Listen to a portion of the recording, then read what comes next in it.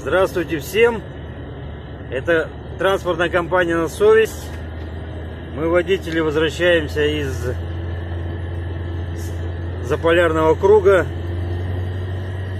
И вот у нас такой парень есть, Иван, водитель. Он занимается боксом любительским, делает пробежки по утрам.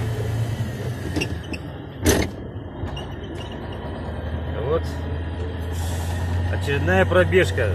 На улице минус 35.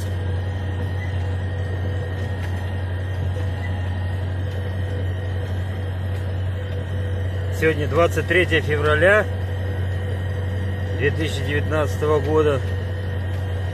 Всех поздравляем с этим праздником. Здоровья.